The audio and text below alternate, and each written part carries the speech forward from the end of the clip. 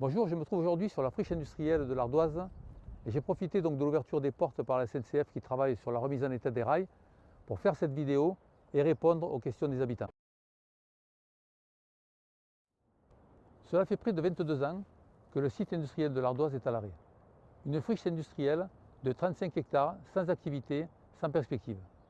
Il y a 10 ans, le site a été racheté via l'EPF Occitanie par l'agglomération du Garaudagnen. L'objectif était clair, préparer sa réindustrialisation. Deux projets ont été étudiés avec la commune, le projet LEF puis le projet Jiffy. Aucun n'a abouti, pour des raisons techniques, économiques ou d'opportunité. Mais ces projets nous ont permis d'acquérir de l'expérience, d'affiner nos exigences, de mieux encadrer les conditions. Aujourd'hui, avec l'agglomération, nous sommes totalement alignés sur un projet qui coche toutes les cases économiques, environnementales et réglementaires. Dans le cadre du label national Site clé en main France 2030, un appel à projet a été lancé.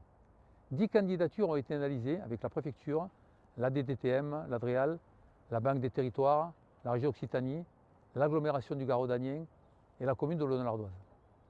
Le projet retenu est celui de MGH Énergie et il représente près d'1 milliard d'euros d'investissement injectés dans l'économie locale que beaucoup de territoires nous envient.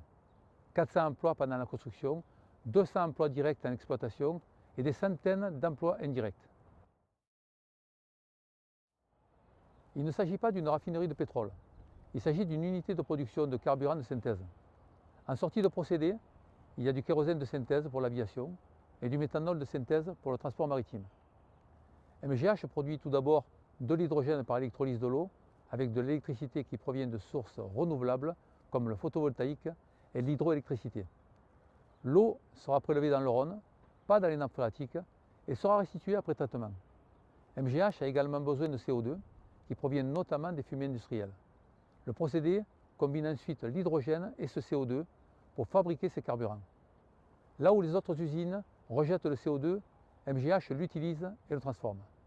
C'est là qu'intervient la décarbonation avec la consommation de ce CO2 qui lui évite donc d'être rejeté dans l'air et de polluer l'atmosphère.